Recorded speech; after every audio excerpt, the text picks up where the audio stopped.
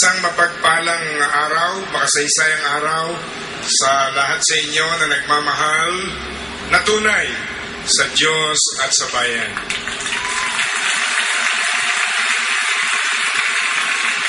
Sa pangalan po ng Jesus Lord Worldwide Movement at ng Bangon Pilipinas, ay buong pusong binabati namin ang natatanging movement for the kingdom of God in our country and in this world, ang Kingdom of Jesus Christ, the name that is above every name. Sa pangunguna po ng ating ginagalang na kaibigan, Pastor Apollo Kibuloy,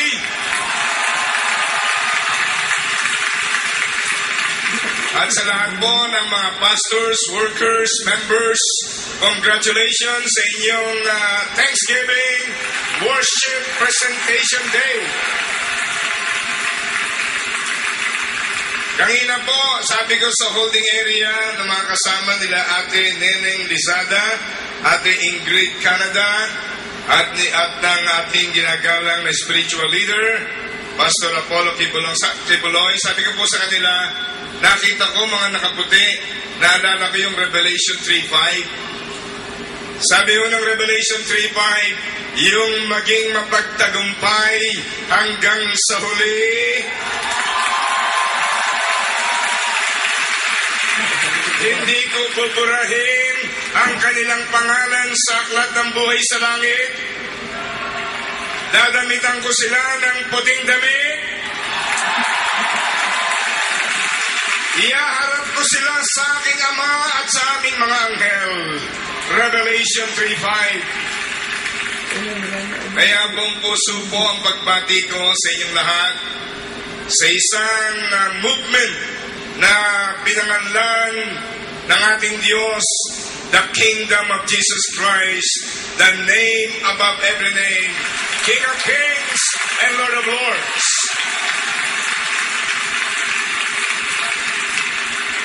Ako po'y nakumbida ng isang common friend ni Dr. John Loquias, ang President ng Baptist Philippines na kaibigan ni Pastor Apollo Kibuloy, just few weeks ago. At nagulat po ako na ako po'y makarating sa inyong Central Church doon sa Davao. Ako'y namangha sapagkat para bang talaga hong inihanda ng Diyos yung lugar na yon. At naintindihan ko ang pangarap ninyo. Naintindihan ko ang pangarap ninyo ng bagong Jerusalem ay maitatag sa Davao.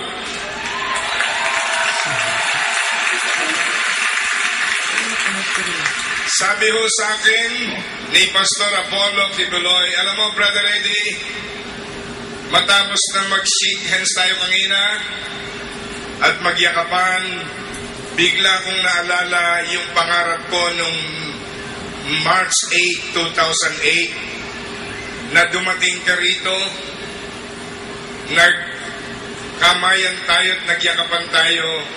Yung pangarap ko na yon nung March 8, 2008 is confirmed today.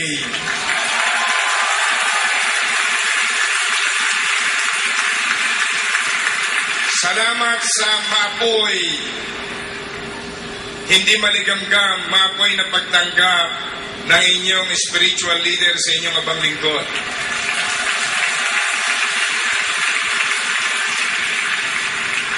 Bago ko po tapusin ang aking maikling pagbati, gusto ko lang encourage kayong lahat, mga kapwa ko tagalangit.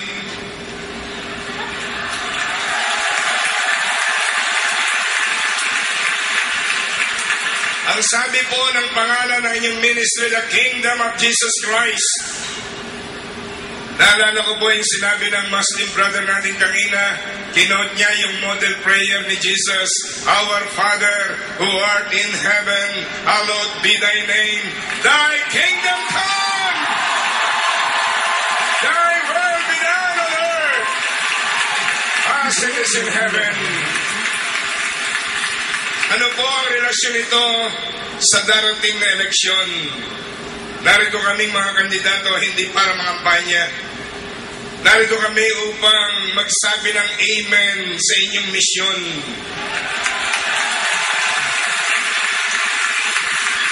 Kingdom of God, sabi ng Romans 14:17, is not a matter of eating and drinking. Kingdom of God means righteousness, peace, and joy of the Holy Spirit. Kaya binabati ko ang inyong samahan sa inyong pagtatagumpay. Mawawala na ang korupsyon at katiwalian sa ating bansa. Mawawala ang violence and terrorism. Maghahari ang righteousness na sinabi ng good book. Righteousness exalts a nation, but sin is a reproach or a disgrace to any people. Again, congratulations to all of you, especially to the world-renowned preacher of righteousness, Pastor Apollo Kibeloy.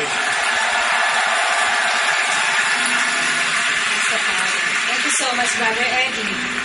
We know that last year we also gathered as one, and the appointed Son has declared the year 2009 as the year of healing, reconciliation, and forgiveness. And that has been fulfilled in our midst. And so this afternoon, we will be...